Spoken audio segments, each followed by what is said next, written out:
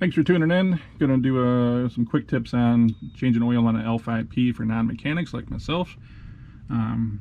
First start, my truck is lifted, got a little bit bigger wheels. I have some more ground clearance. Not that hard to get underneath my truck, but I do throw a couple patio blocks under one tire just to give me a couple inches of more space. I'm a big dude, and it makes it easier just to get in and out really quick. You know, I block off all those tires just to make sure that this thing's not rolling anywhere, but just a little bit of elevation helps me out. You don't have to do that. That's just what I do.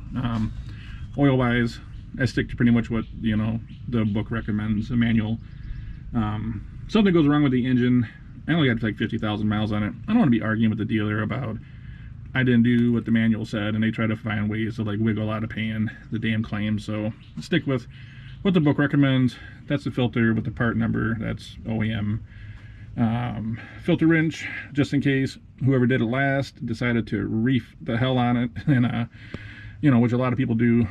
Extra drain plug, because you just never know. 15mm socket. Putting it back on. Oil filter wise, I want to say they say, you know, hand tighten and maybe a quarter turn or so. Check the book.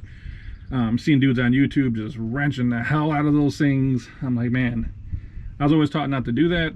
You know, maybe they know better, but as far as I know, if you smash the ring on the oil filter too much, it deforms, and then it can cause leaks. So check your book, check your manual, make sure you're doing the spec. I wouldn't just wrench the hell out of tighter's not always better. Likewise on the oil pan, look up whatever the torque spec is, and don't take a 18-inch ratchet and crank all the hell on that drain plug. You're gonna probably strip it out. So get a torque wrench, look in the manual, do the thing to the spec. It's not that hard. You can see it's easy to get to. Plugs right there. Got the filter right up there. Very easy to get to. Again, you're only going to be under here for a couple minutes. But one other tip, looking at the drain pan here. Had a friend that had a super small drain pan, and he decided to change the oil on his car, and come to find out there's 10 quarts of oil in that car. So he ended up making a mess all over his damn garage. So these trucks take 10 quarts. You're going to want a 15 quart pan, because when you try to move it, it's going to slosh all around. So if you don't want to make a mess, you're going to need a big ass drain pan. You know, it's going to spill all over that cross member. It leaks all down from where the filter is. Depending on how crazy you are about cleanliness, you're going to have to clean that up. There's just no way. Oil gets everywhere on his truck when you do it. But someone else was saying, 10 quarts, how do you know exactly how much to put in? It's like, well, you don't. You don't know if you got all 10 quarts out of the engine. It just says that the engine takes 10 quarts. So after you drain it, don't go dump 10 quarts in. Maybe dump 9 in, and then check the dipstick to see where you're at.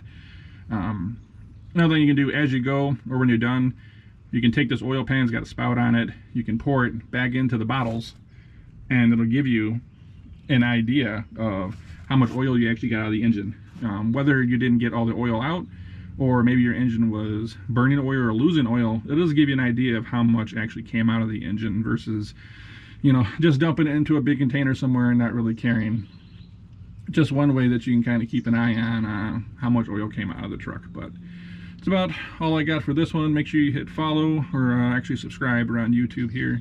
I'll do some more episodes on my lift kit, my coilover system, and tires and all that jazz. Again, I got about 50,000 miles of beating this thing up, but the coronavirus crap, didn't feel like having my truck sit at the dealership with a bunch of people in and out of it. So figure I'll just grab some oil, filter, get this thing done really quick. It's not going to take that long.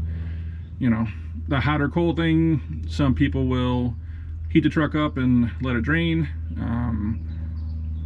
Other people will do it cold. I just do it in the middle.